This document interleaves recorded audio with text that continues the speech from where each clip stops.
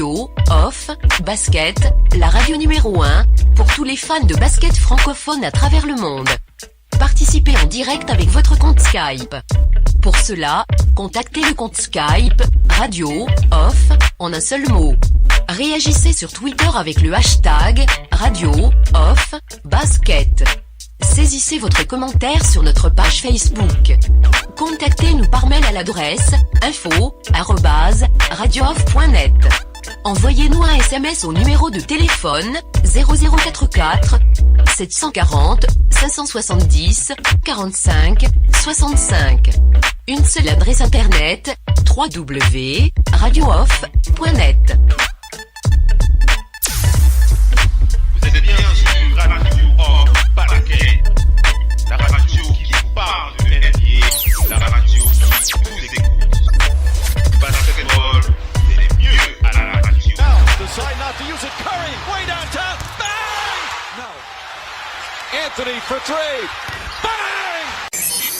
In your face, all over the place. We're online 24/7. 24/7. You're listening to the hottest internet station. Radio Hall of Fame Basketball.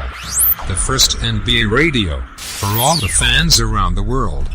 Radio Hall of Fame Basketball. We talk about NBA. We talk about passion.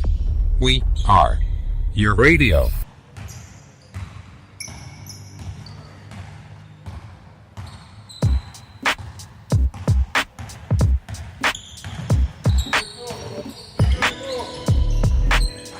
Vous êtes fan de basket. Vous avez toujours rêvé d'avoir une radio exclusivement dédiée à votre sport favori. Ça se passe uniquement sur Radio Off Basket, la radio numéro 1 pour les fans de basket à travers le monde.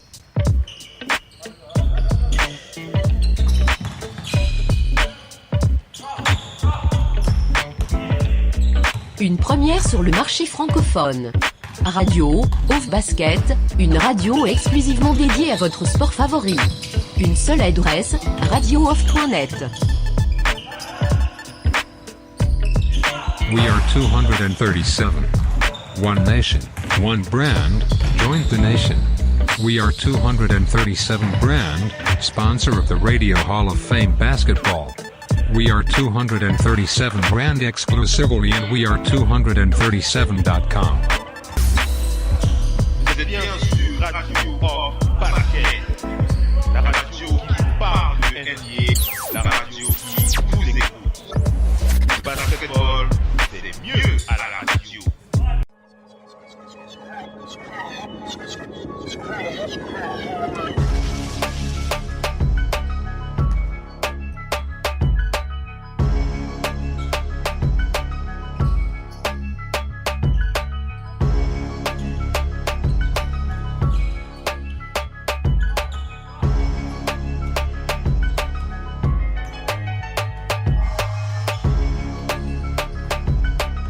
Le génie d'un des meilleurs joueurs de tous les temps.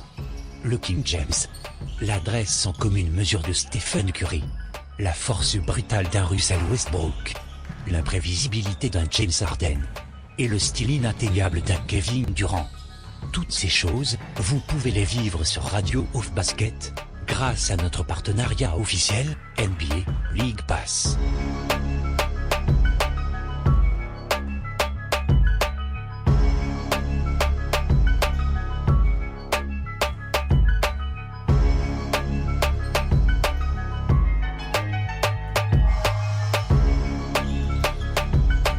Avec les promotions NBA League Pass sur Radio Off Basket, vous allez pouvoir vivre votre rêve de passionné de cette grande ligue, tout en vous tenant informé des dernières news, infos et bruits de couloir pendant nos talk shows. Alors n'hésitez pas. Consultez les offres promotionnelles de la NBA sur notre site internet www.radiooff.net.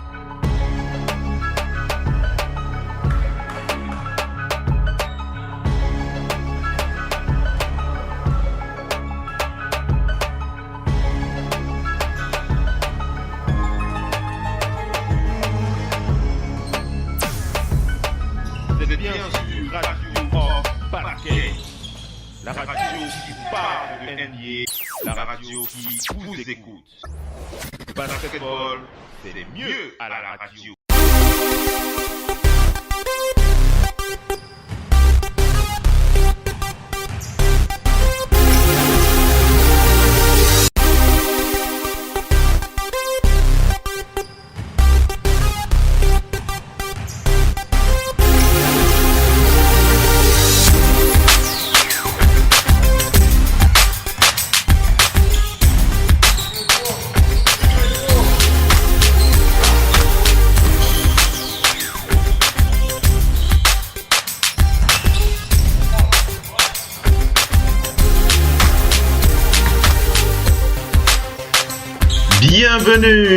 Bienvenue la famille, bienvenue à toute la famille du basketball, merci d'être connecté pour votre édition du matin avec cette matinale FM NBA le 6h.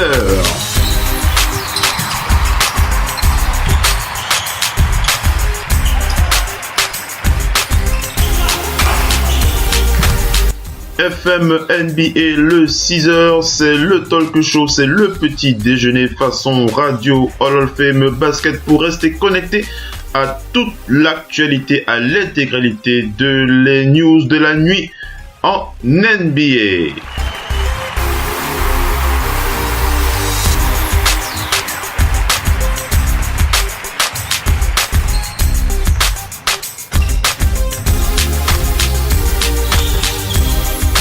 Et bien entendu, pour ceux qui suivent les talk shows de la radio depuis un certain temps, vous avez bien entendu reconnu ma voix, c'est bien moi, Oncle Phil, depuis Manchester, pour vous présenter cette émission réalisée par Radio of Basket, la radio partenaire officielle de la NBA.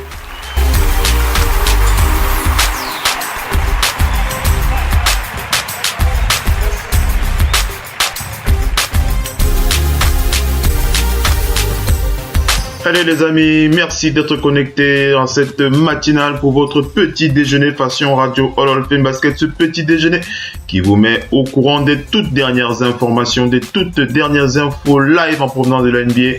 Bien entendu, on fait le point sur les matchs de la nuit, les up and down, beaucoup de surprises, beaucoup de performances que l'on avait prévues, des performances que l'on n'avait pas prévues, des joueurs qui nous ont déçus, des joueurs qui nous ont surpris.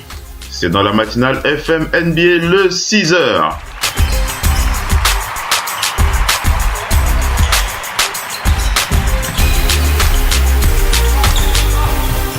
Allez, on enchaîne mes amis avec les films de la nuit. On va aller d'abord du côté de ce match qui s'est terminé tout récemment. Mais avant d'enchaîner avec les résumés des matchs, permettez-moi de vous partager rapidement quelques informations clés qui ont été diffusées sur les réseaux depuis moins de 10 minutes. Ça vous permettra d'être au courant très très vite. C'est comme ça que ça se passe sur Radio Hall of Fame Basket. Dès qu'on a une info, on n'hésite pas à la partager avec vous. On rappelle que on voudrait préciser cette info de l'expert Chris Haynes qui nous informe que les Bucks de Milwaukee ont l'intention de signer le joueur Sean Kilpatrick, on rappelle, qui a été libéré par les Nets de Brooklyn la semaine dernière. Il a été libéré par les Nets de Brooklyn la semaine dernière suite au trade, suite à la venue de Jahlil Okafor. Donc Jahlil Okafor, pour résumer, Jahlil Okafor est donc suite à la venue de Jahlil Okafor, le joueur Sean Kilpatrick a été libéré, donc il a été viré. Il a été libéré et donc voilà, il fallait faire de la place. Et il fallait faire de la place pour accueillir Jahlil Okafor, et les Nets qui ont décidé de se séparer de l'arrière Sean Kilpatrick. Et on rappelle que les Bucks ont aussi l'intention de se séparer de l'arrière Gary Payton 2 dans les jours prochains. Donc l'arrière Gary Payton 2 dans les jours prochains, qui va être viré par les Bucks de Milwaukee. Selon les sources, il est précisé que son two-way contract, puisqu'il était sous un two-way contract, prend donc fin ce lundi, donc avec près de 45 jours il avait près de 45 jours sur son contrat, dans ce two-way contract, et cela prend donc fin lundi. Hein, donc voilà, on rappelle que donc voilà, ça fait partie des décisions, les toutes dernières décisions qui ont été prises par la franchise des Bucks de Milwaukee. Il se sépare donc de Gary Payton 2, donc son contrat prend fin lundi et ils vont signer plutôt l'arrière Sean Kilpatrick qui a été libéré par les Brooklyn Nets suite à la venue de Jahlil Okafor.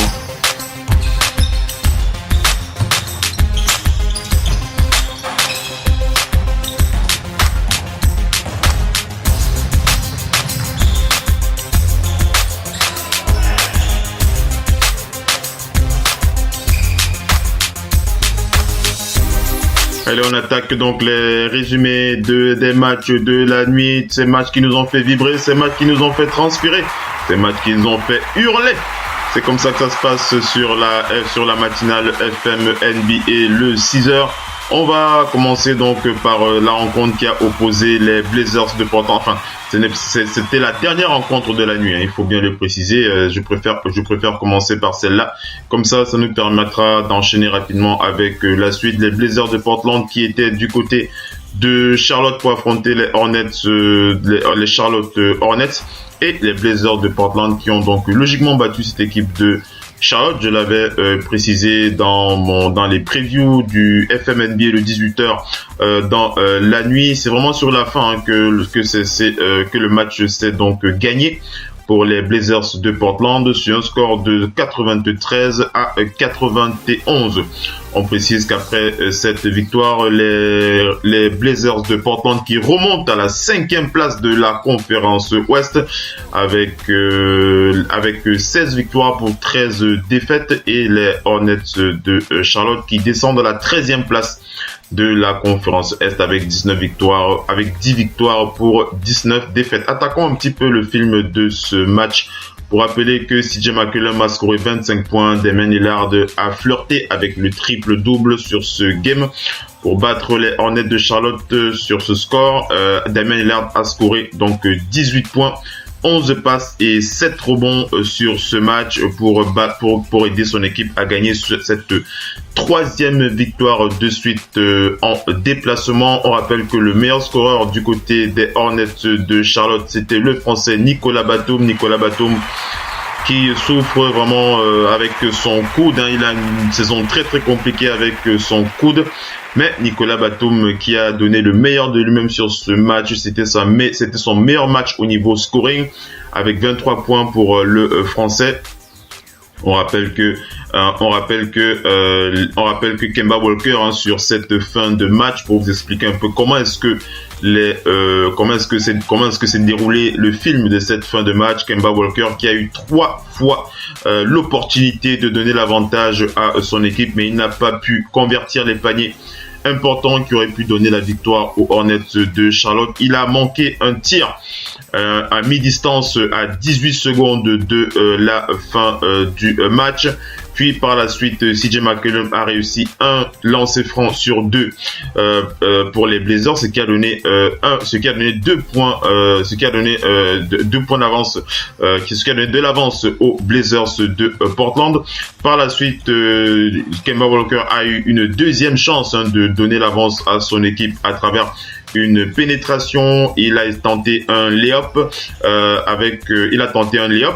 ou bien on va plutôt dire qu'il a essayé de marquer avec faute sur le joueur Jusuf Nurkic, mais la faute n'a pas été sifflée. Il n'y a pas eu de faute sifflée, donc il n'a pas réussi son layup.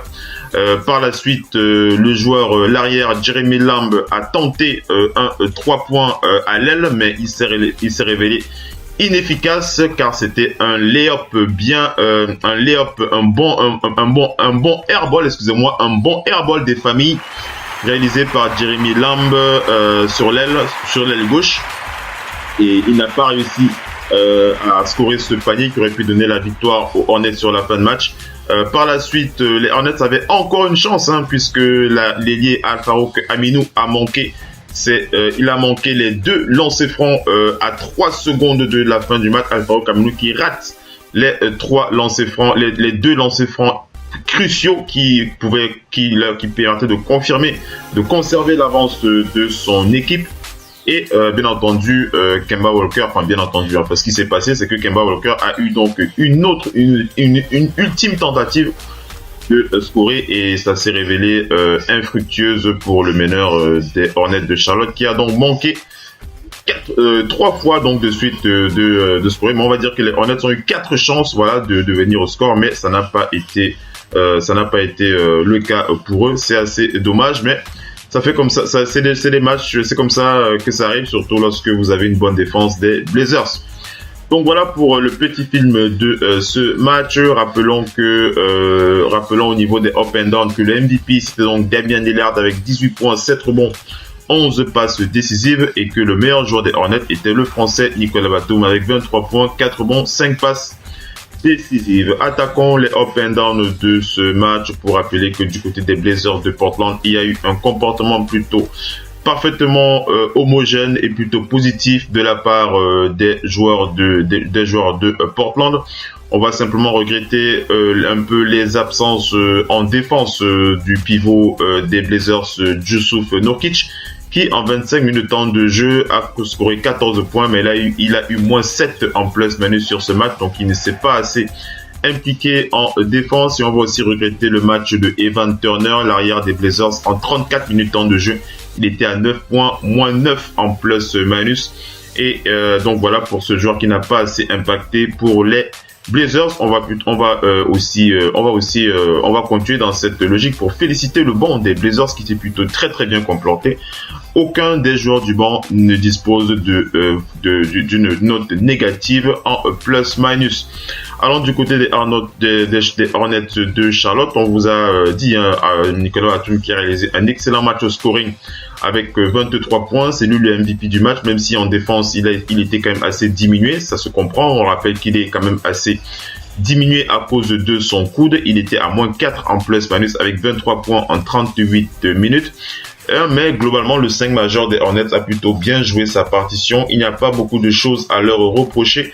On va plutôt reprocher le manque d'implication du banc des Hornets de Charlotte qui n'a pas pu soutenir l'effort des titulaires. Et on va surtout regretter le très très mauvais match de Michael Carter-Williams. Michael Carter-Williams, ouvrez bien vos oreilles, c'est 16 minutes de temps de jeu, 1 point, moins 10 en plus-minus pour Michael Carter-Williams qui nous a habitués à beaucoup mieux.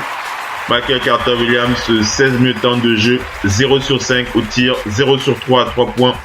Il n'y a qu'au lancer franc qu'il s'est fait plaisir avec un lancer franc sur 2 réussi et il ne s'est même pas assez impliqué au rebond. Bon, il a contré une seule fois, mais ça montre vraiment le manque d'implication de ce joueur Michael Carter-Williams dans cette équipe des Hornets de Charlotte. Donc voilà pour les up and down de ce match.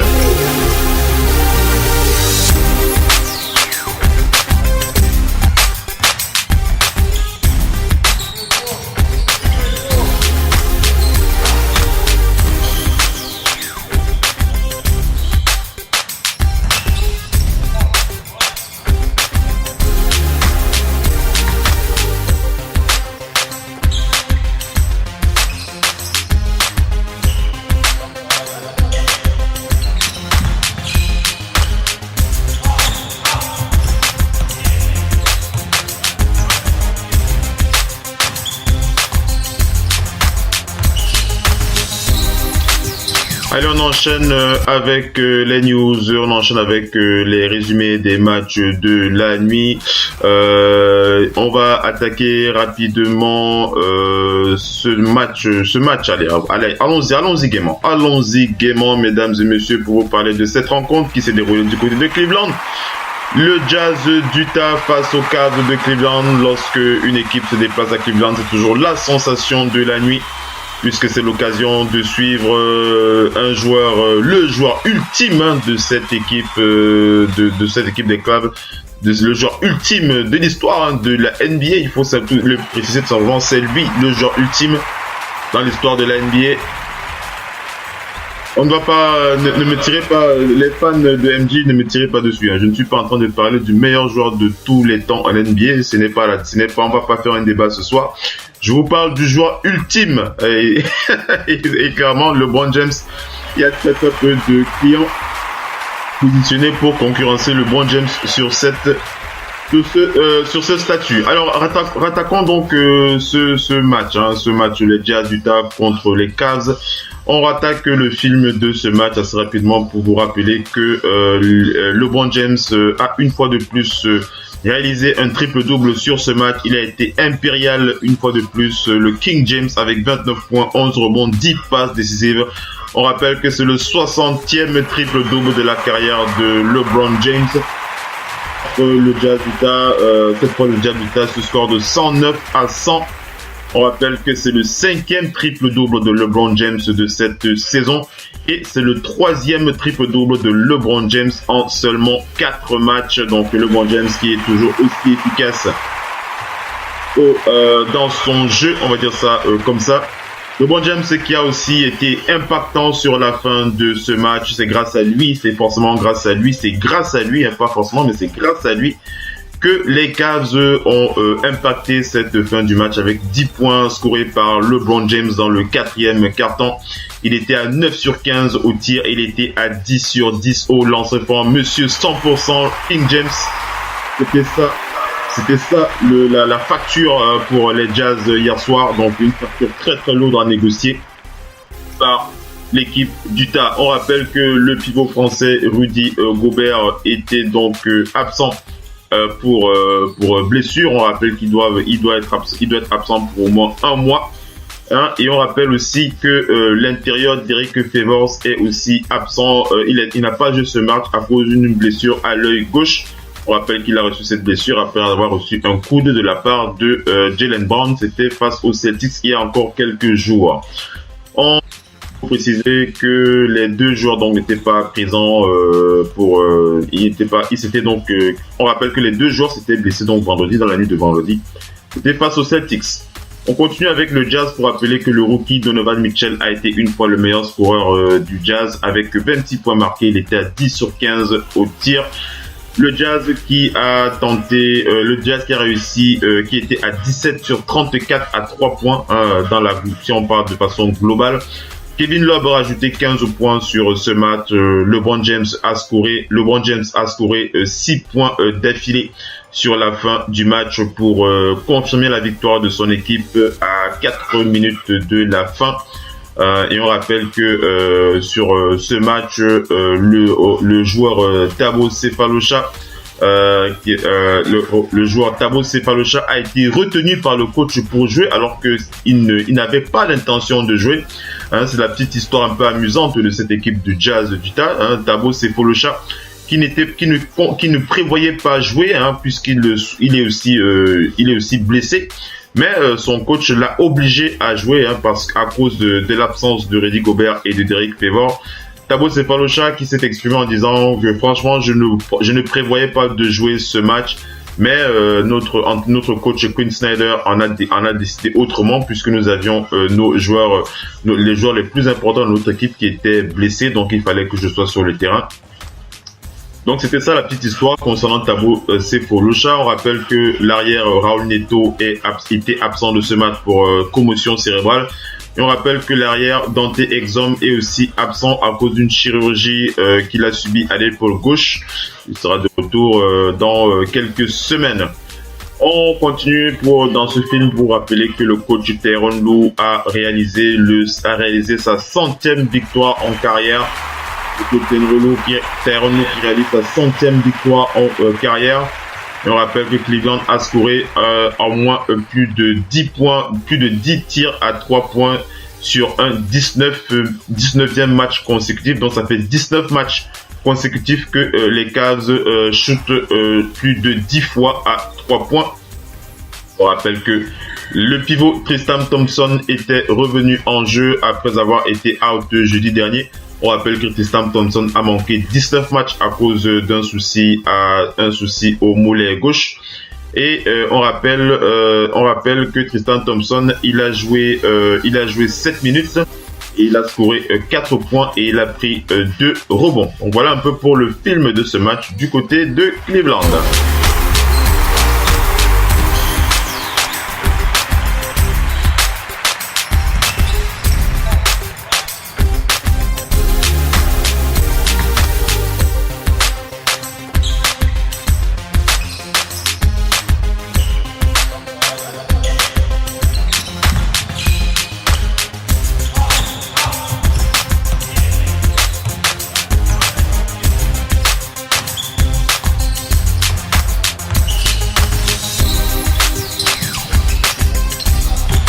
Allez, on enchaîne, mesdames et messieurs, on enchaîne avec la suite du dossier de ce match pour parler des up and down et le up and down de la nuit concernant ce match qui a opposé les Cavs au Jazz d'Utah.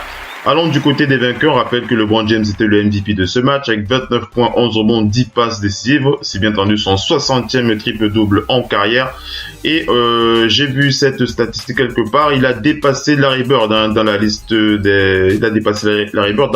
meilleurs, de ceux qui ont réalisé le plus de triple-double dans l'histoire. Je reviendrai sur cette info tout à l'heure si j'arrive à la retrouver. Concernant LeBron James. D'ailleurs, c'était une information que j'avais déjà, il me semble, avoir partagée il y a de cela lors des dernières éditions sur Radio Hall of Fame Basket. Donc voilà, LeBron James qui, avec son 60e triple-double, a dépassé Larry Bird à la 6e place de ceux qui ont réalisé le plus de triple-double dans l'histoire de la NBA. Il est actuellement, il est donc le 6e, il est classé 6e parmi ceux qui ont réalisé le plus de triple-double dans l'histoire de la NBA et il lui reste 19 triple-doubles pour dépasser Wilt Chamberlain. On rappelle que Larry Bird est donc 7e à cette place de ceux qui ont réalisé le plus de triple-doubles avec 59 triple-doubles. LeBron James est 6e avec 60 triple-doubles. Wilt Chamberlain est donc 5e avec 78 triple-doubles. Russell Westbrook est 4e avec 89 triple-doubles. Jason Kidd est 3e avec 107 triple-doubles. Magic Johnson est 2e avec 138 triple-doubles. Et le légendaire Oscar Robertson, le dieu du triple-double, est donc toujours premier avec 181 triple-doubles à son actif. Donc voilà un peu pour être assez clair avec cette info concernant les rois du triple-double. On enchaîne avec les up and down, donc allons du côté des Cavs pour préciser que le 5 majeur de cette équipe de Cleveland qui a eu beaucoup de difficultés à tenir le choc face à cette équipe du Jazz d'Utah, c'est quelque chose qu'il faut quand même préciser puisque la majorité de cette équipe a eu une note négative en plus-minus. Il n'y a que LeBron James qui a surnagé sur ce match avec 37 minutes, 29 points. Et une note 0 plus en plus-minus. Donc c'est vraiment le seul joueur qui a imposé par sa présence sur ce match. Kevin Love était en négatif en plus-minus avec 15 points en 28 minutes de temps de jeu et moins 8 en plus-minus. J.R. Smith était en 35 minutes de temps de jeu. C'était un très très mauvais match. Un très très mauvais match de la part de J.R. Smith. C'était incroyable de voir ça. J.R. Smith, 5 minutes de temps de jeu, 4 points, moins 4 en plus-minus, 1 sur 6 au tir, 1 sur 2 à 3 points, 1 sur 2 au lancer franc. C'est une statistique assez inquiétante face au Jazz d'Utah. Jason Calderon était aussi négatif sur ce match. 23 minutes de temps de jeu, 6 points, moins 6 en plus-minus. Jay Crowder était à 20 minutes de temps de jeu, 9 points, moins 5 en plus-minus.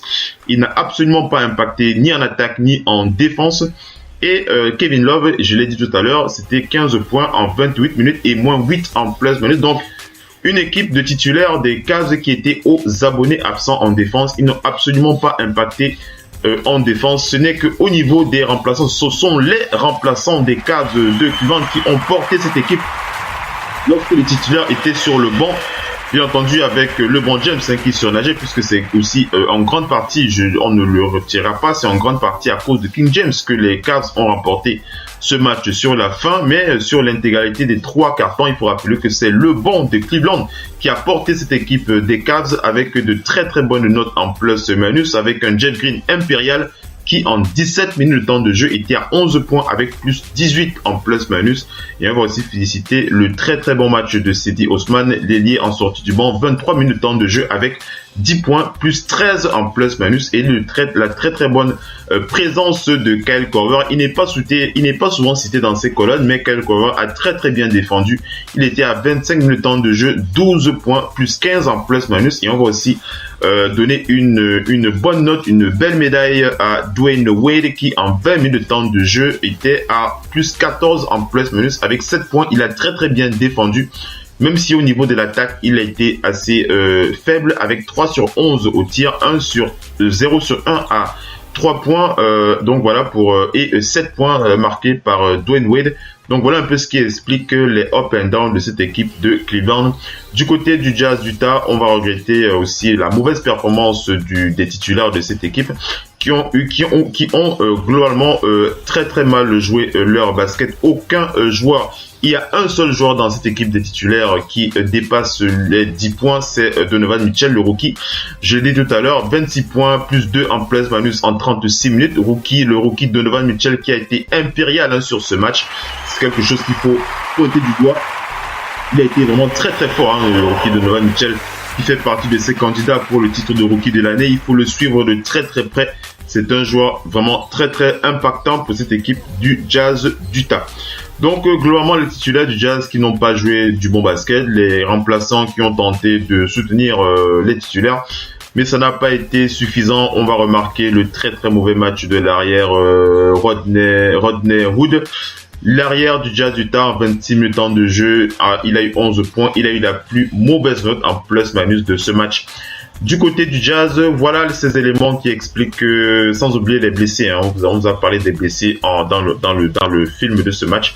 Voilà les éléments qui vous permettent de comprendre ce qui s'est passé du côté de Cleveland.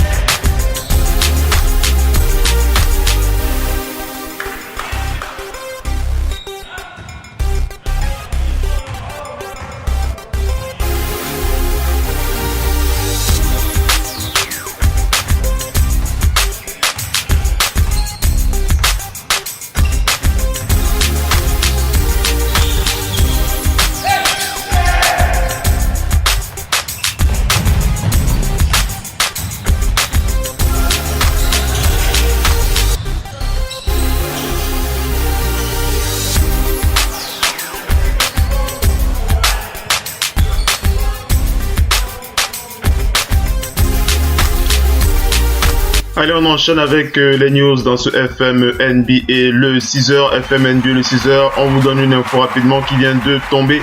Ça concerne les Rockets de Houston. On reviendra bien entendu cette équipe des Rockets de Houston dans quelques instants dans le film des matchs de la nuit.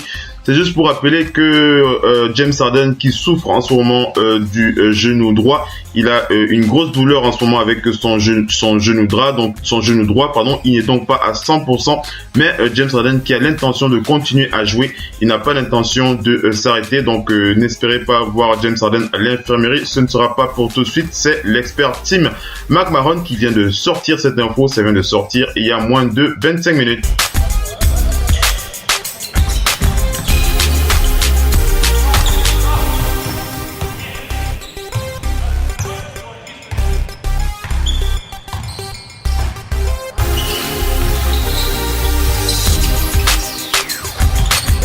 On enchaîne avec cette petite info aussi qui vient de tomber. Ça fait partie des flashs. On partage avec vous comme ça les infos qui tombent rapidement comme ça. C'est une déclaration de LeBron James concernant bien entendu le nouveau format du All-Star Game le nouveau format du All-Star Game qui est en train de se positionner. On rappelle que les deux potentiels capitaines des deux équipes devront sélectionner leurs 5 majeurs. On rappelle que ceux qui ont reçu le plus grand nombre de voix sur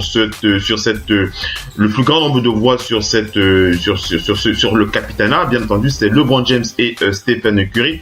Et la NBA qui apparemment s'inquiéterait du sentiment de frustration que pourraient ressentir les joueurs qui ne seraient pas sélectionnés par les deux capitaines potentiels de ce All-Star Game. Bon, on le sait, ce sera probablement LeBron James et une fois de plus Stephen Curry au niveau de la conférence Ouest, sauf grosse surprise. Et la NBA qui s'inquiète du fait que les joueurs qui ne seraient pas sélectionnés par LeBron James ou par Stephen Curry pourraient être frustrés de cela. Et LeBron James qui a déclaré dans les médias que ce ne devrait pas être un problème pour les joueurs qui ne seraient pas sélectionnés par les deux capitaines. Il a déclaré la NBA ne devrait pas s'inquiéter de la frustration que devraient ressentir les joueurs qui ne seraient pas sélectionnés pour le 5 de départ de ce All-Star Game.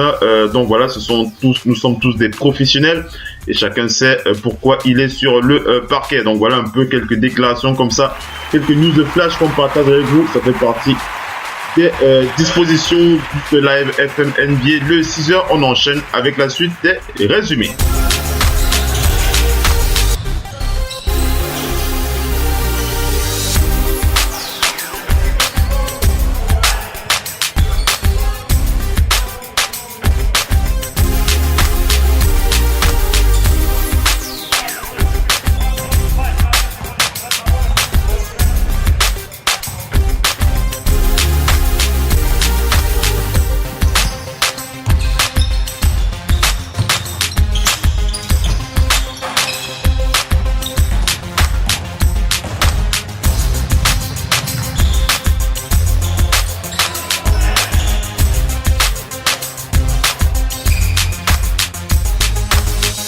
Allez, on enchaîne avec la suite des résumés, comme je voulais préciser dans ce FM NBA le 6h. FM NBA le 6h.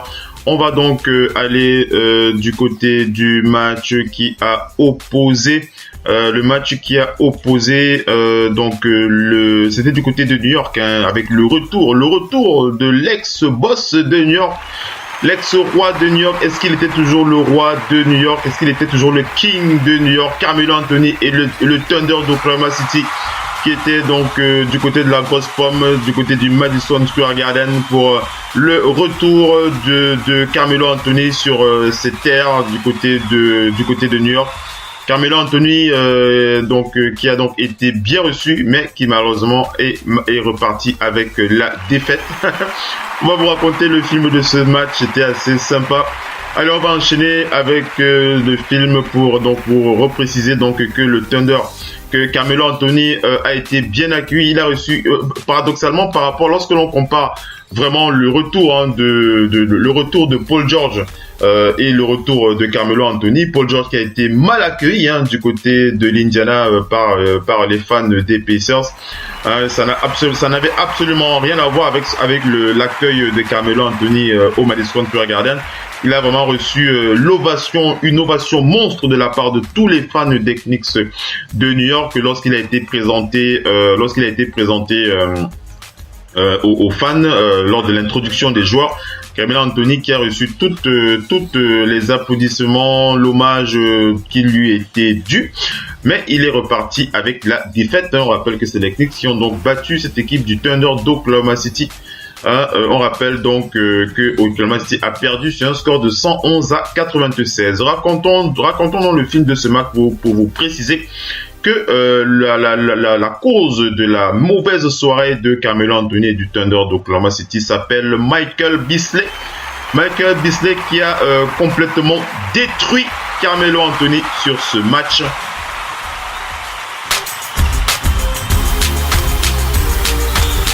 Michael Beasley qui a détruit Carmelo Anthony sur ce match. Michael Beasley, c'était 30 points sur ce match. Il a joué à la place de Kristaps Porzingis on rappelle que il a joué à la place de Kristaps Porzingis. On rappelle que Doug McDermott, un autre joueur qui venait de OKC, dans le deal qui a envoyé Melo au Thunder, a scoré. Il était à 11 sur 13 après la mi-temps au tir pour aider donc les Knicks à battre les Thunders d'Oklahoma City. Carmelo Anthony qui était à 12 points dans le premier quart-temps, mais il était à 0 sur 5 dès le début du match. Carmelo Anthony en très mauvaise forme, tout porte à croire selon les sources que il avait des soucis physiques. Beaucoup de fatigue, beaucoup de problèmes physiques suite au match très très compliqué qu'a donc opposé les Sixers de Philadelphie aux Thunders. On rappelle que ce match s'était terminé avec 3 prolongations. On rappelle un match très très énorme qui avait aussi fatigué le dos de la superstar des Sixers, Joel Embiid. Donc peut-être que c'était cette fatigue suite à 3 prolongations d'affilée qui a donc entamé le physique aussi de Carmelo Anthony, qui n'a pas pu donner le meilleur de lui-même sur ce match. Hein. Les mauvaises langues pourront parler dans ce sens ou alors dans un autre, hein. Mais on va rappeler qu'il a réussi un 3 points. Son premier panier, c'était un 3 points réussi dans le premier quart-temps. Et après, il a terminé le premier quart-temps avec 5 sur 18. Donc, il était très, très maladroit. On rappelle aussi donc que les Knicks ont joué sans leur leader Kristaps Porzingis, qui est donc blessé au genou. Je l'ai dit tout à l'heure, Carmelo Anthony qui a reçu vraiment toutes les ovations de la part des fans au début du match. Mais par la suite, il y a même eu un film. Hein, ils ont même diffusé un film hommage, hein, pour le remercier d'avoir joué pour les Knicks de New York. Mais dès que le match a démarré, les fans ont récupéré leur maillot, hein, ils ont récupéré leur position de fans de leur équipe et ils ont hué Carmelo Anthony pendant tout le match. Hein, Carmelo Anthony qui a été hué pendant l'intégralité du match. Chaque fois qu'il touchait le ballon, il recevait les huées, les insultes, les critiques pour l'empêcher de jouer son meilleur basket. Michael Beasley en a profité pour toucher vraiment son adversaire du soir. Il était à 12 points. Il a marqué 15 points. Voilà, il a marqué 15 points dans le troisième quart-temps. Hein, sur les 15 points marqués par les Knicks, il a scoré 9 points voilà, dans le troisième quart-temps pour aider les Knicks à garder le leadership du match. Et il a aussi offert une belle passe décisive à Ron Baker qui a scoré un 3 points aussi ultra important pour garder les Knicks devant. On rappelle que Doug McDermott, ex-joueur d'Oklahoma City, a scoré aussi le 3 points qui a tué les espoirs du Thunder et à 6 minutes de la fin du match pour le score de 100-87. Hein, donc autant d'éléments qui expliquent ce qui s'est passé. On rappelle que du côté du Thunder, le pivot Steven Adams était absent du match pour des problèmes, pour un protocole de commotion cérébrale. Hein, et lorsque Steven Adams n'est pas là, malheureusement, le Thunder n'arrive pas à impacter en défense. C'était très très compliqué pour eux. On rappelle que Paul George a terminé le match avec 18 points. On termine pour préciser que les Knicks ont gagné le premier match de leurs 5 rencontres avec l'absence de Kristaps Porzingis. Kristaps Porzingis qui avait travaillé avec les docteurs, avec le staff médical des Knicks de New York pour décider s'il pouvait jouer ou pas. Ils ont testé son genou, ils ont testé son corps. Et ils se sont rendus compte que ça ne pouvait pas aller pour lui et qu'il ne pouvait pas jouer finalement ce match. Donc il a été ruled out, donc il a été mis hors de ce match. On rappelle on termine aussi pour préciser que son statut sera suivi jour après jour et que Conley a été parmi les meilleurs scoreurs de ce match. Il a scoré 20 points face au Thunder d'Oklahoma City.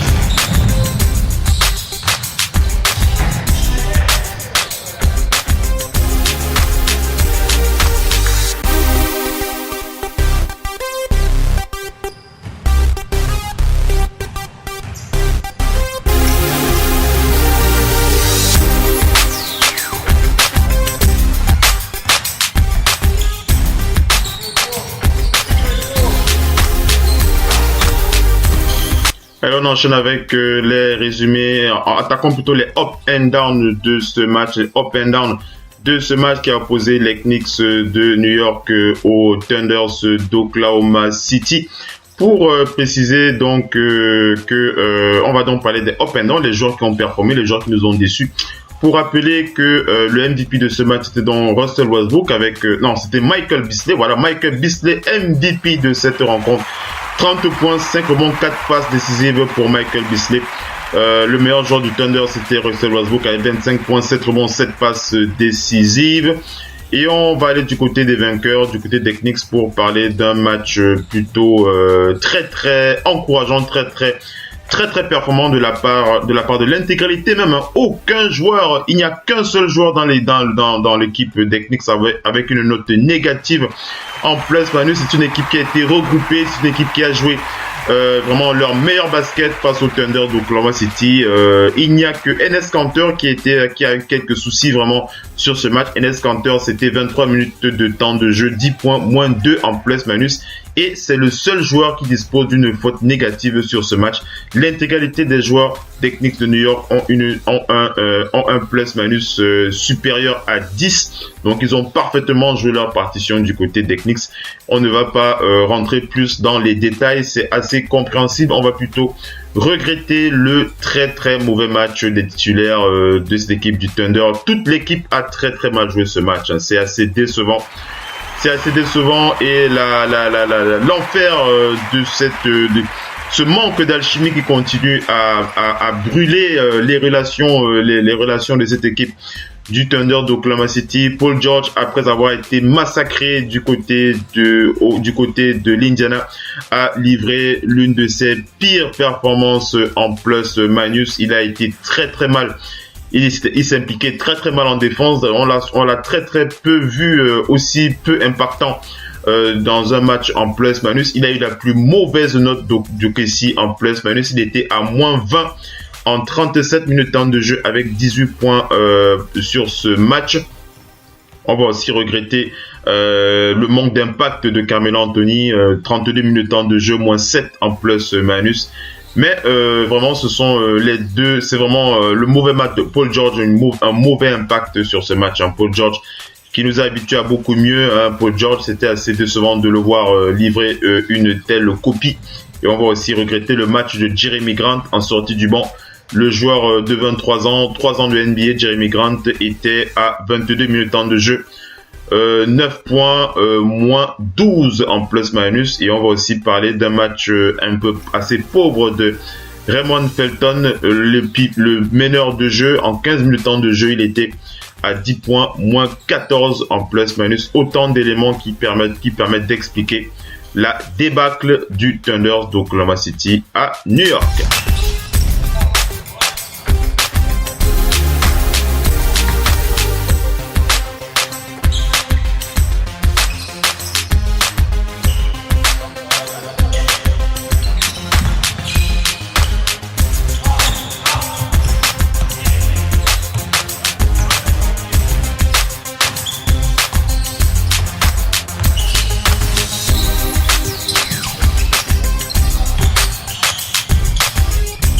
Alors on enchaîne avec les résumés des matchs de la nuit, mesdames et messieurs. On va aller du côté du match qui a opposé les Clippers de Los Angeles au Heat de Miami. Et on va rappeler donc que le Heat de Miami a donc battu les Clippers de Los Angeles sur un score de 90 à 85. On résume rapidement ce match pour préciser que le meilleur joueur du Heat, c'était donc Josh Richardson, l'intérieur de Miami, qui continue à réaliser une très très bonne saison avec le Heat de Miami.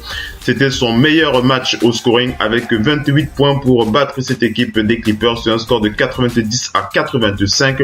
Et on va aussi féliciter Eric Spoelstra, le coach de Miami, qui a dépassé Pat Riley. Il est devenu le leader, le coach qui a eu le plus de victoires dans l'histoire, dans l'histoire de la franchise du Heat de Miami, avec 455 victoires à son actif. Il a donc dépassé Pat Riley.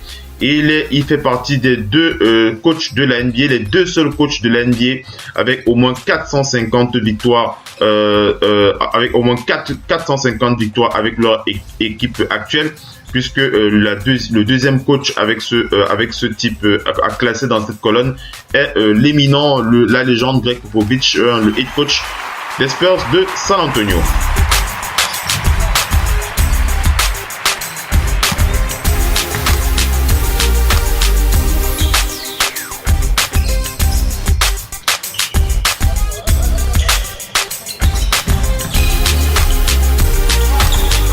Attaquons les up and down de ce match pour parler donc du Heat de Miami. Le MVP Josh Richardson, l'aider avec 28 points, 3 rebonds, 2 passes décisives.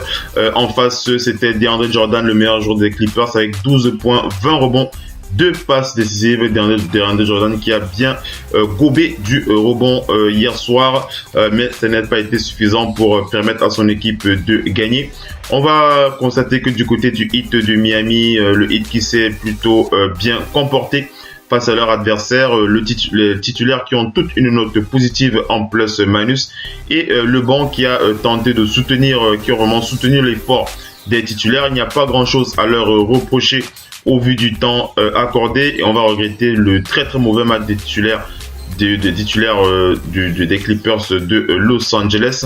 La plus mauvaise note en plus-minus est attribuée au meneur Milos Teodosic. 28 minutes de temps de jeu, 13 points et moins 11 en plus-minus sur ce match. Et on va aussi regretter,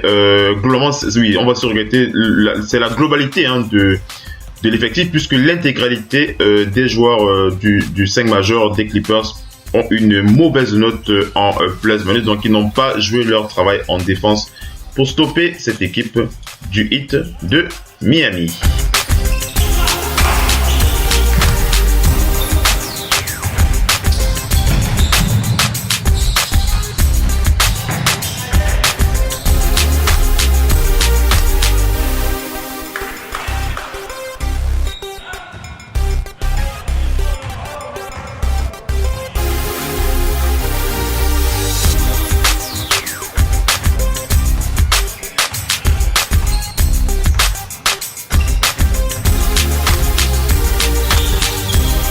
Allez, on enchaîne avec les résumés des matchs de la nuit pour parler de la rencontre qui a opposé les Bucks de Milwaukee aux Rockets de Houston. Un autre gros match qui s'est déroulé la nuit dernière.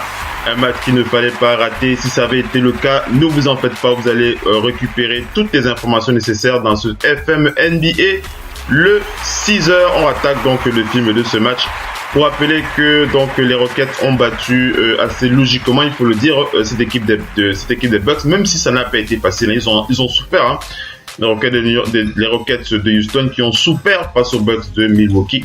Victoire des Rockets sur un score de 115 à 111. On rappelle que James Harden a scoré 31 points et Chris Paul a scoré 25 points pour aider les Rockets à battre cette équipe des Bucks sur un score de 115 à 111.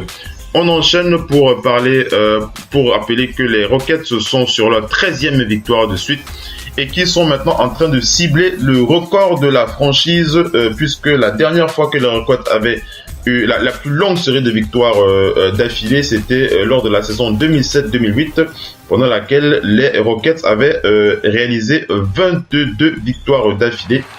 Donc voilà, 13e victoire d'affilée pour les Rockets de Houston.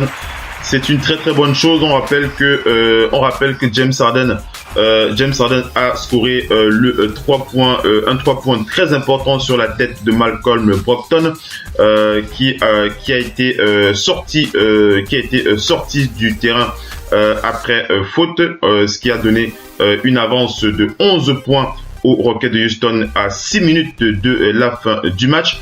On rappelle que dans les 2 dernières minutes de la fin, Chris Paul a lui aussi enchaîné pour briser les espoirs des Bucks de Milwaukee avec un tir à 3 points, avec un tir à mi-distance qui a confirmé l'avantage des Rockets sur cette fin du match et qui a vraiment découragé, qui a vraiment brisé le moral des Bucks pour leur donner l'espoir de revenir dans le score. On rappelle que Giannis Antetokounmpo était à 28 points, 9 rebonds, 5 passes, 4 interceptions pour les Bucks. Chris Middleton qui a rajouté 23 points et Brogdon a ajouté 20 points. On rappelle que les Bucks ont perdu leur 3e match d'affilée. On rappelle aussi qu'il y avait beaucoup de frustration, beaucoup d'énervement du côté des Rockets de Houston, puisque la défense des Bucks était très très très physique, beaucoup de physique mise en place par les Bucks de m'empêcher les Rockets de jouer leur meilleur match. D'ailleurs, Chris Paul a été tellement énervé qu'il a reçu une faute technique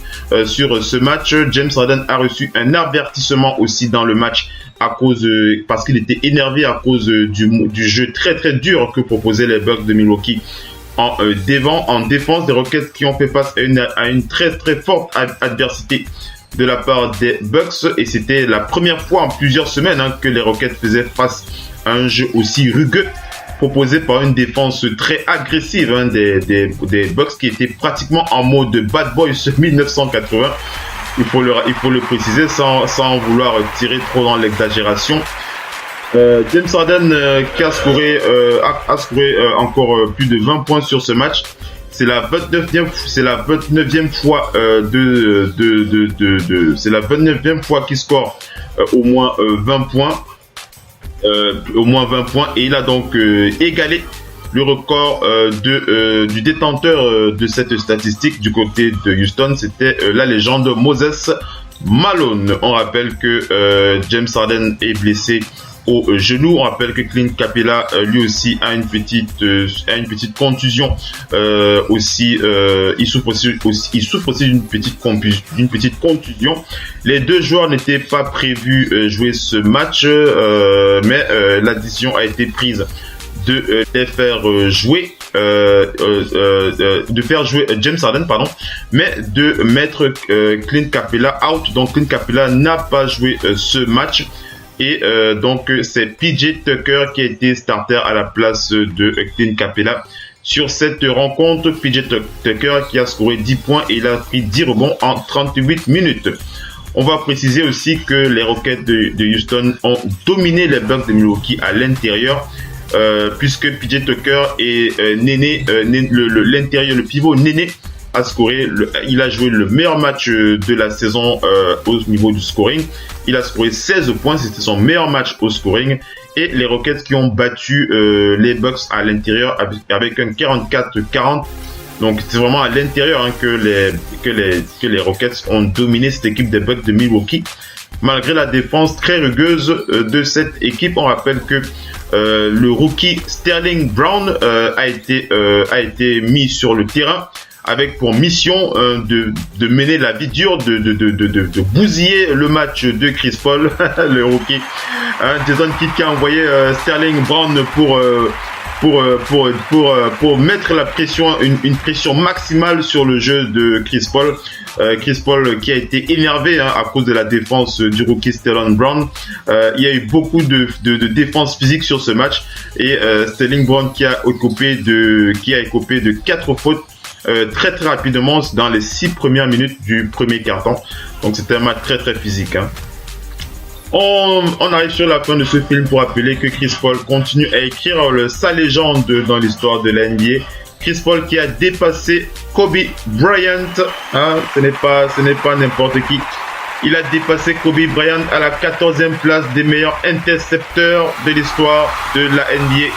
Chris Paul qui est actuellement 13e meilleur intercepteur de toute l'histoire de la NBA avec 1945 interceptions dans sa carrière. Chris Paul qui il lui restait on rappelle que Chris Paul avait réalisé 7 interceptions face aux Spurs de San Antonio. C'était déjà un record puisque ce n'était jamais arrivé face aux Spurs avec sa ligne de statistiques de cette nuit-là.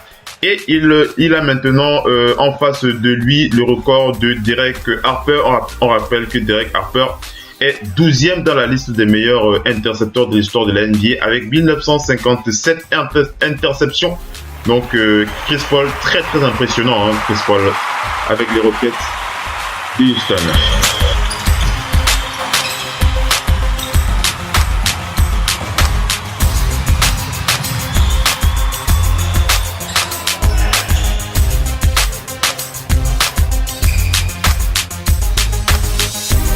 On enchaîne avec les up and down de cette rencontre pour aller du côté des vainqueurs. On va parler d'un match très très homogène, très très bien maîtrisé par les Rockets de Houston. On va simplement regretter un petit peu le manque d'impact physique de Néné Hilario. Néné Hilario qui n'a pas beaucoup défendu, mais il a réalisé son meilleur match au scoring. Il a scoré 8 points, mais il était à moins 8 en plus-minus avec 20 minutes de temps de jeu en sortie du banc. Du côté des Bucks de Milwaukee, beaucoup de difficultés à défendre sur les Rockets de Houston. Ils se sont beaucoup fatigués en défense et ça s'est vu sur la feuille de stats. On va regretter le très très très très mauvais match de DeAndre Liggins. DeAndre Liggins, le vétéran de 29 ans, 4 ans de NBA. DeAndre Liggins, l'arrière qui était capable de beaucoup mieux face aux Rockets de Houston. DeAndre Liggins, c'était 17 minutes temps de jeu, 0 points pour DeAndre Liggins, moins 12 en plus-minus. Il a eu la plus mauvaise note de cette équipe de Milwaukee. Et on va aussi regretter le match assez difficile en défense de Chris Middleton. Il était en 34 minutes de jeu, il était à moins 10 en plus-minus malgré ses 23 points scorés. Donc voilà un peu pour les up and down de ce match.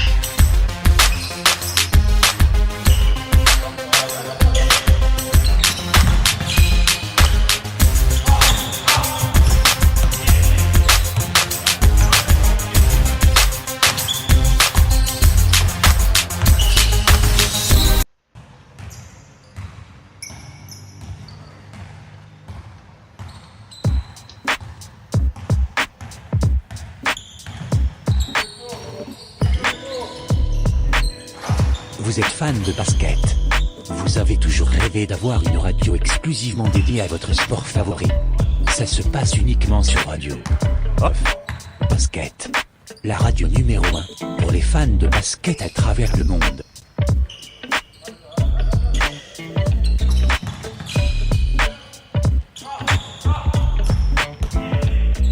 Une première sur le marché francophone. Radio Off Basket, une radio exclusivement dédiée à votre sport favori. Une seule adresse, radiooff.net. We are 237. One nation, one brand, join the nation. We are 237 brand, sponsor of the Radio Hall of Fame basketball. We are 237 brand exclusively and we are 237.com.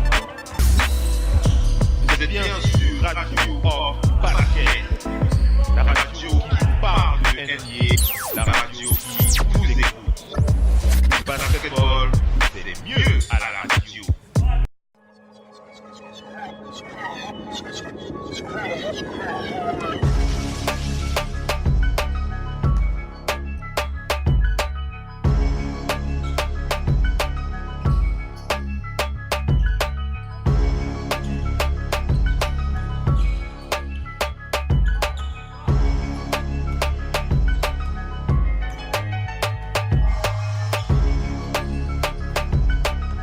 Le génie d'un des meilleurs joueurs de tous les temps, le King James, l'adresse sans commune mesure de Stephen Curry, la force brutale d'un Russell Westbrook, l'imprévisibilité d'un James Harden et le style inatteignable d'un Kevin Durant.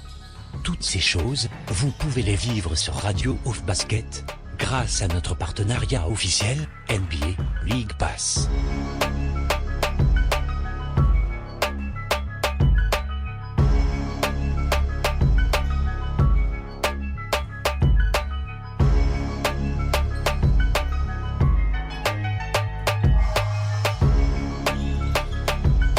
Avec les promotions NBA League Pass sur Radio Off Basket, vous allez pouvoir vivre votre rêve de passionné de cette grande ligue tout en vous tenant informé des dernières news, infos et bruits de couloir pendant nos talk shows.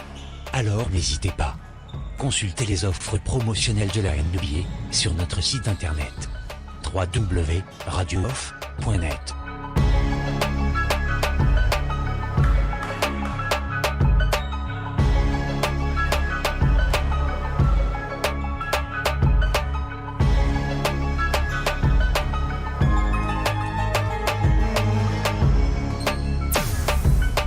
Vous êtes bien sur Radio Off Basket, la radio qui parle de NBA, la radio qui vous écoute. Basketball, c'est mieux à la radio.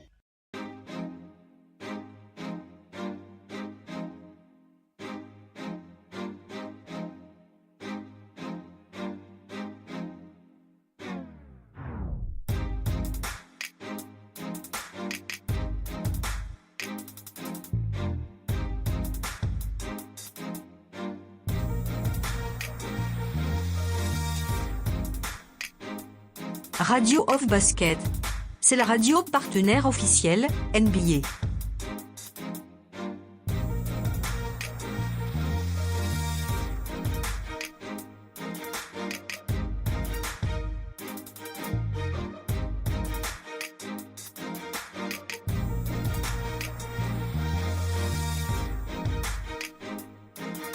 Laissez-vous emporter dans les coulisses de la NBA. Profitez des exclusivités et promotions des offres NBA League Pass. Les maillots de votre équipe préférée. Des offres au meilleur prix grâce à notre partenariat NBA Store.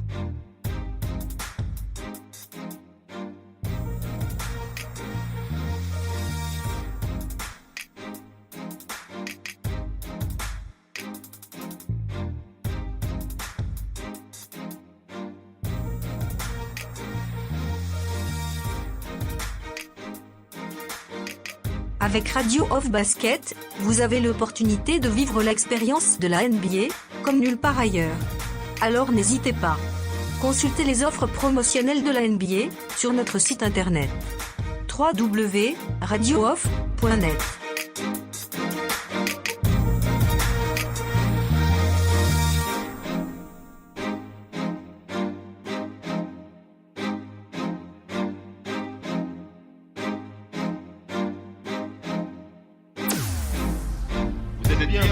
Radio Off Basket, la radio qui vous parle de NBA, la radio qui vous écoute.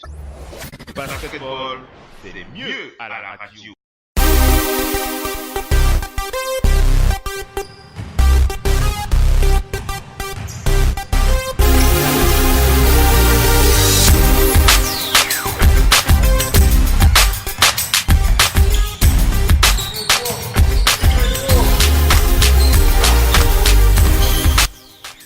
Allez mesdames et messieurs, on enchaîne après cette petite pause sur votre FM NBA le 6h.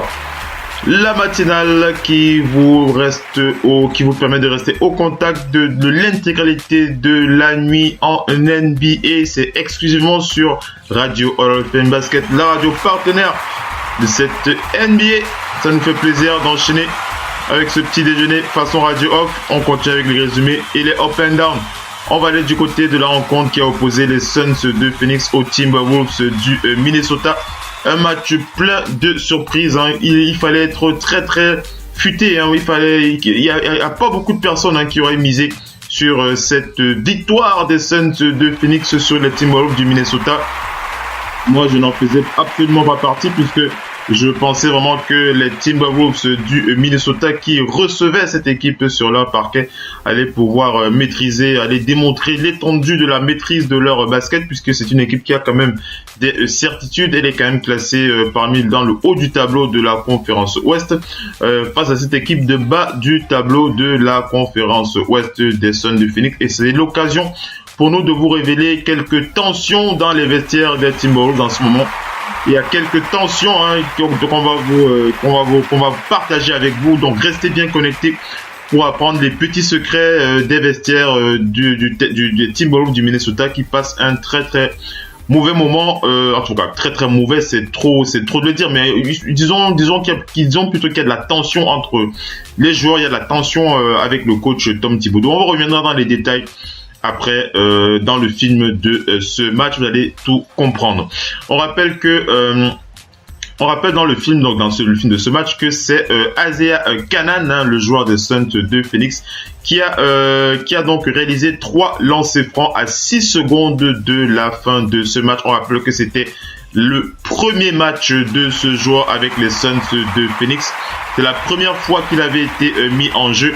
Isaiah Canaan qui a donc scoré les 3 lancers francs qui ont donné la victoire aux Suns à 6 secondes de la fin de ce match pour permettre aux Suns de battre les Timberwolves sur un score de 108 à 106. On enchaîne pour préciser que on rappelle aussi que Alex Len a contré une tentative de lay-up très très importante de Jimmy Butler sur cette fin de match qui n'a eu que ses yeux pour pleurer et voir bien entendu son équipe perdre face à cette équipe des Suns de Phoenix. On rappelle que les Suns ont brisé leur série de 5 défaites consécutives. Ça fait plaisir à voir sur cette équipe de bas de tableau. On rappelle que Dragan Bender et Troy Daniels ont scoré 17 points chacun pour les Suns de Phoenix.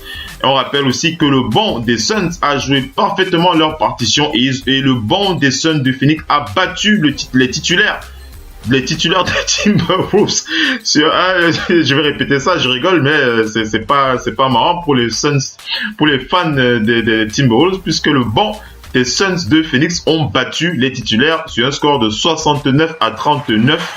Ça, c'est quelque chose à préciser. On rappelle que TJ Warren a scoré 15 points pour les Suns pour donner aussi l'avantage à son équipe. Karl Anthony Towns était le meilleur scoreur, le meilleur joueur des Timberwolves avec 28 points, 11 rebonds sur ce match. Phoenix a quand même eu beaucoup de difficultés face aux Timberwolves puisqu'ils ont quand même perdu 27 ballons sur ce match. Mais le problème, c'est que les Timberwolves ont eu beaucoup de soucis au niveau de leur adresse, puisque les Loups du Minnesota ont cassé leurs dents au tir. Ils ont perdu toutes leurs dents au tir. Ils ont chuté à 40 sur 95. C'est désespérant, c'est totalement catastrophique lorsque vous jouez face aux Suns de Phoenix. Que vous avez cette ligne de stats 40 à 95 au tir, et c'est vraiment une véritable faute professionnelle pour les Loups du Minnesota. On rappelle que les Timberwolves étaient à 4 points. Ils avaient 4 points d'avance dans le quatrième quart-temps, avant que Daniel House score à 3 points pour permettre à son équipe d'être dans le match.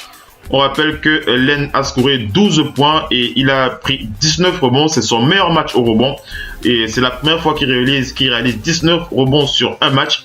Et on rappelle aussi que Lens a scoré à 7 minutes de la fin du match pour donner l'avantage aux Suns dans la première fois. Donc la première fois que les Suns ont eu l'avantage sur ce match, c'était donc sur le quatrième quart-temps avec cette performance réalisée par Lens sur cette fin de match. On rappelle que Tyson Chandler, le pivot des Suns, était revenu parmi les titulaires après avoir manqué le match de jeudi dans la nuit. C'était face aux Toronto Raptors. On rappelle que le meneur Tyler Ulis a eu une blessure à la main gauche. Il a quitté le game, le match après 3 minutes. Il a été blessé 3 minutes après le début du match. Pour Tyler Ulis. Donc rentrons dans les détails des problèmes des vestiaires des Timberwolves du Minnesota. Les Timberwolves qui ont quelques soucis en ce moment, quelques tensions entre les joueurs, quelques tensions entre les joueurs et le coach, puisque le principal problème qu'il y a avec les Timberwolves du Minnesota, c'est la relation assez tendue entre Tom Thibodeau et Jamal Crawford. Jamal Crawford n'est absolument pas en phase. Jamal Crawford qui n'est absolument pas en phase avec les choix de Tom Thibodeau pour ce qui est de son temps de jeu, puisqu'on rappelle que Jamal Crawford il joue en moyenne 17,7 minutes il a en moyenne 17,7 minutes sur le terrain avec les Timberwolves, et pour lui c'est très très insuffisant. On rappelle que Jamal Crawford est quand même le meilleur 6e homme de l'histoire de la NBA, avec près de combien de titres de meilleur 6e à son actif. Je crois qu'il est à 3 ou à 6, je ne sais pas. Rappelez-moi dans les commentaires pour confirmer bien entendu le leadership de Jamal Crawford sur ce titre de meilleur 6e homme de l'histoire de la NBA. Vous me confirmerez ça dans les commentaires. Donc Jamal Crawford qui dispose de 7,7 minutes de temps de jeu par Tom Thibodeau, et ce n'est absolument pas suffisant pour lui. Il est très très mécontent de ce choix de Tom Thibodeau, et il l'a fait savoir aux médias, puisqu'il a déclaré dans les médias qu'il n'appréciait absolument pas ce choix de son coach Tom Thibodeau. Et la réponse de celui-ci dans les médias s'est faite il y a quelques heures. Tom Thibodeau qui a déclaré que tout le monde doit faire des sacrifices dans cette équipe. Regardez Jimmy Butler, regardez Andrew Wiggins, regardez Karl Anthony Towns. Ce sont des joueurs qui font des sacrifices, que ce soit dans leur temps de jeu ou que ce soit dans les systèmes que l'on met en place pour leur permettre de s'exprimer, ou alors de moins s'exprimer pour le succès de l'équipe. Donc vous devez mettre en place ce qu'il faut pour que votre équipe donne le meilleur sur le terrain, et c'est pourquoi j'ai décidé de réduire le temps de jeu de Jamal Crawford avec la team. Donc voilà un peu l'un des problèmes sous-jacents à la tension qu'il y a entre Jamal Crawford et Tom Thibodeau. On vous tiendra au courant de la suite dans les prochaines éditions. On rappelle que Karl-Anthony Towns est le leader des double-double cette saison. Il a réalisé son 24e double-double face donc aux Suns de Phoenix.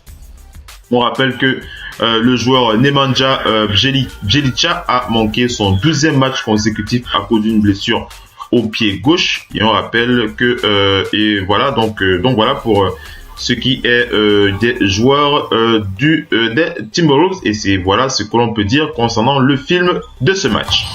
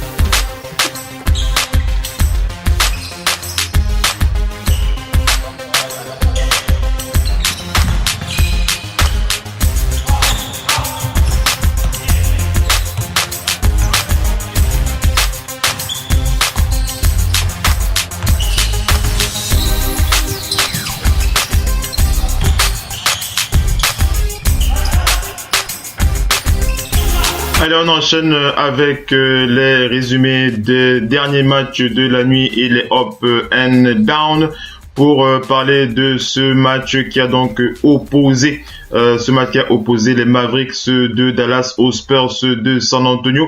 Et c'est une victoire assez logique, même s'il a été difficile. Elle a été difficile puisque c'est sur la fin que Manu Ginobili a donné la victoire aux Spurs de San Antonio sur la fin de match avec un lay-up dont il a le secret.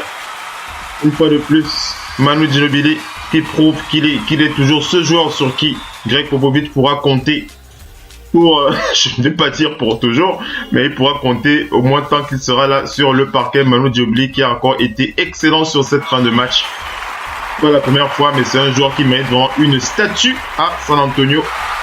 J'espère vraiment que les Spurs pourront le récompenser à la mesure du talent qu'il apporte à cette équipe. Donc, on rappelle donc que les Spurs ont battu les Mavericks sur un score de 98 à 96. Et je l'ai dit, le match est terminé sur la fin suite à lay-up de Manu Ginobili. Rentrons rapidement dans les détails de ce match pour préciser. Donc, le MVP de cette rencontre, c'est LaMarcus Aldridge avec 22 points, 14 rebonds, une passe décisive.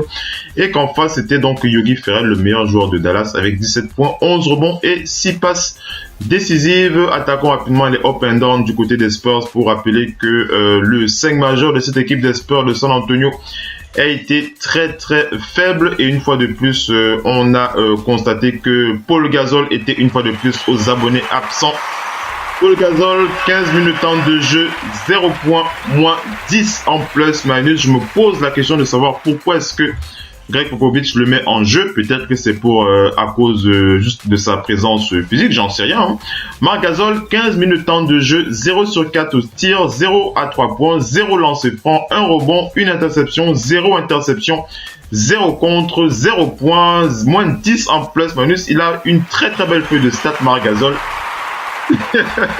c'est vraiment à préciser. Marc Gasol, c'est assez décevant de voir ça, mais bon, on peut comprendre, on va pas lui taper sur la tête ce soir à Marc Gasol, mais il a une mauvaise note, il faut le dire, on va pas lui laisser des fleurs, alors qu'il joue son mauvais basket. On va aussi remarquer un très très mauvais match de Rudy Gay. Rudy Gay, c'est 28 minutes temps de jeu, 3 sur 8 au tir, 1 sur 3 à 3 points, 9 points et moins 8 en plus-minus.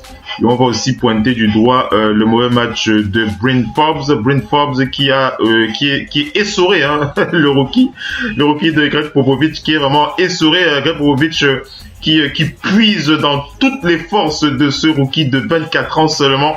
Il n'a aucune pitié pour ce jeune garçon. 34 minutes de temps de jeu, 11 points, moins 1 en plus-minus. Donc Greg Popovich qui fait tourner, hein, il permet à ses cadres de vraiment se reposer et les jeunes payent le prix de cette stratégie puisqu'ils ont près de 30 minutes de jeu. Je l'avais déjà annoncé lors des dernières éditions. C'est comme ça que ça se passe à San Antonio. Donc ne venez pas chercher la petite bête. On enchaîne avec ces up and down pour préciser que du côté du banc, le banc des Spurs qui a bien joué sa partition, il y a très peu de mauvaises notes en plus-minus sur ce match de la part du banc des Spurs de San Antonio.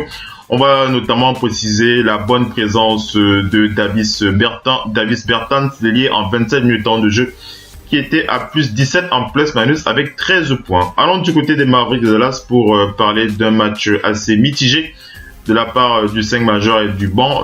Donc une on va pas dire une très mauvaise performance, mais des joueurs qui ne sont pas assez impliqués, que ce soit en attaque ou que ce soit en défense. On va pointer comme ça la performance de l'arrière Wesley Matthews qui a eu la plus mauvaise note sur ce match avec le pivot Salah Mejri, le Tunisien Salah Mejri. Wesley Matthews, c'était sur ce match 39 minutes de temps de jeu, 6 points, moins 11 en plus-minus, 3 sur 11 de tir, 0 sur 4 à 3 points. Et le pivot, le Tunisien Salah Mejri, il a eu 4 minutes de temps de jeu, il a eu seulement 4 minutes de temps de jeu, donc on va rien lui dire, hein, Salah Mejri, il n'a pas eu assez de temps pour s'exprimer. En plus, il a eu un plus-minus positif, il était à plus 11. Donc il n'y a rien à dire sur le Tunisien ce soir. Donc voilà pour le mauvais match de Wesley Matthews. Hein. Wesley Matthews qui nous habitue à bien mieux. Mais globalement, c'est une équipe qui a faibli, qui a fauté. Surtout sur la fin de match. Ils auraient pu l'emporter, mais c'était sans compter sur El Manu Ginobili qui a tué les espoirs de cette équipe de Mavericks à la fin du match.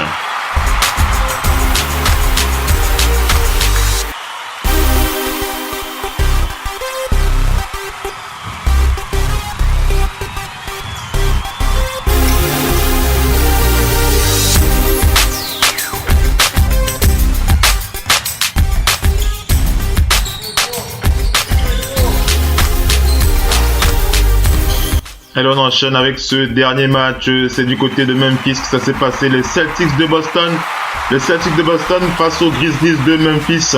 Et les Celtics de Boston qui ont confirmé leur domination avec les Rockets de Houston sur cette NBA. Les Celtics de Boston qui ont battu les Grizzlies sur un score de 102 à 93. Et pour revenir au fil de ce match, on va rappeler que les boss du quatrième carton ont encore frappé Kyrie Irving, le maître du quatrième carton, et son lieutenant Jason Tatum, qui ont fait très mal à cette équipe. Kyrie Irving et Jason Tatum sur le quatrième carton qui ont fait très mal à cette équipe de Memphis. Kyrie Irving a scoré 20 points, Jason Tatum a scoré 19 points, il a pris 9 rebonds pour permettre aux Celtics de battre les Grizzlies sur un score de 102 à 93. Marc Gasol a relevé la tête, il faut le préciser, ça fait plaisir à voir Marc Gasol qui souffre. Un Marc Gasol en souffrance depuis plusieurs semaines avec les Grizzlies. Il a joué son meilleur match depuis plusieurs semaines, Marc Gasol, malgré la défaite. Il a scoré 30 points, il a pris 10 rebonds. Derek Evans a scoré 25 points, Dillon Brooks a scoré 14 points et il a été Dillon Brooks qui a réalisé son meilleur match à 3 points avec 4 tirs à 3 points réussis pour le joueur des Grizzlies. Marc Gasol qui s'est réveillé dans le troisième quart-temps pour vraiment s'opposer à cette équipe des Celtics. Il a scoré 21 points dans le troisième quart-temps, le meneur, le pivot espagnol, pour permettre au Memphis de prendre le leadership pour la première fois dans le quatrième quart-temps, 73 à 71. Mais les Grizzlies n'ont pas pu maintenir leur avance sur ce match puisqu'ils ont raté 7 matchs de suite. Ils ont raté 7 tirs et ils ont perdu l'avantage de ce match puisque la défense des Celtics a parlé et les Celtics ont réussi à reprendre l'avantage de ce match sur la fin. On rappelle aussi que les Celtics de Boston shootaient parfaitement bien. Ils ont tiré à près de 60%, surtout dans le deuxième quart-temps. On rappelle que le rookie Daniel Theis, qui s'était brisé le nez vendredi face au Jazz d'Utah, est revenu sur le match. Il portait un masque. Donc il était en mode Kyrie Irving. Il portait un masque, le joueur Daniel Theis. On rappelle que Jason Tatum, qui est le leader à 3 points en ce moment, il tire à 50%.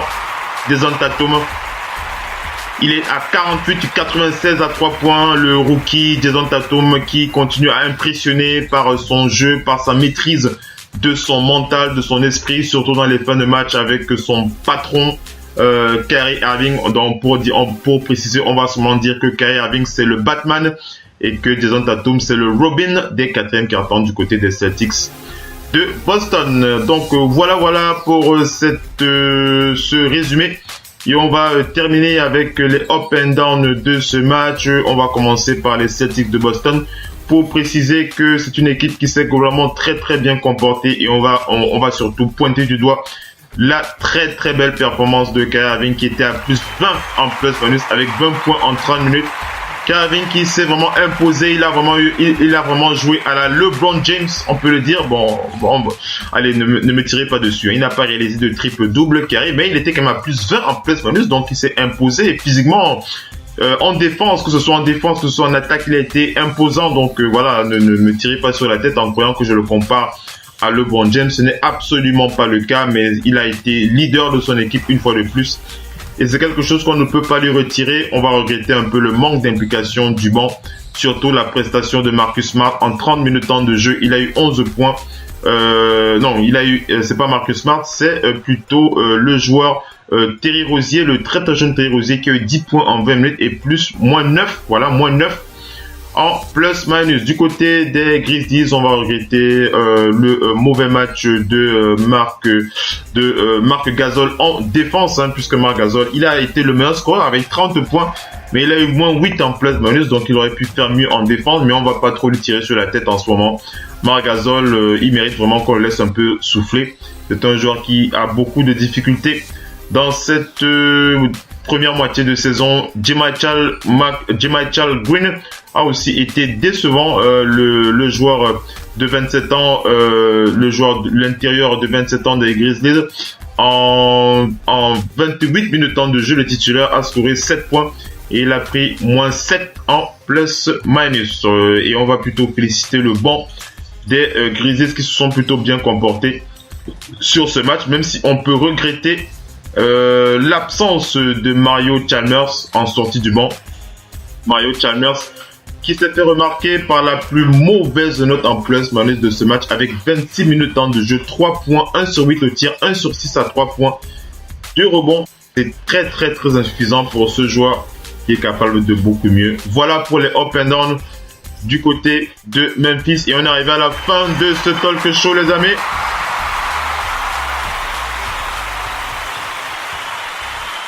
Merci à tous ceux qui étaient connectés ce soir. Ça nous a fait extrêmement plaisir de vous savoir avec nous, d'écouter ce talk show. On vous rappelle, n'hésitez pas à partager l'info, n'hésitez pas à tourner l'info sur cette radio, Radio Hall of Fame Basket. Parlez de cette radio à vos amis, envoyez le lien à tous vos contacts. Radio Hall of Fame Basket, c'est la radio numéro 1 pour les francophones, la radio partenaire officiel NBA. On vous donne rendez-vous ce soir à partir de 18h30 GMT, 19h30 heure française pour la prochaine édition Radio Hall of Fame Basket. À ce soir les amis, ciao ciao, bye bye.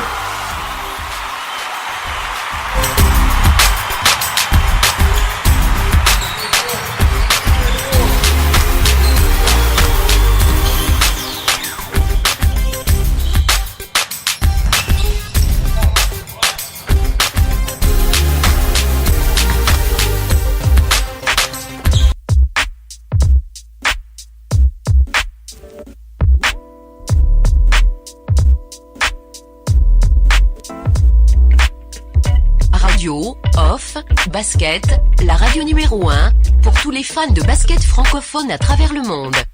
participer en direct avec votre compte Skype.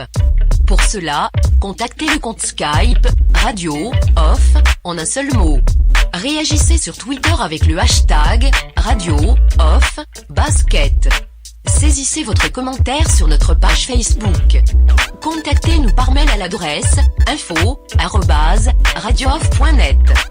Envoyez-nous un SMS au numéro de téléphone 0044 740 570 45 65. Une seule adresse internet www.radiooff.net.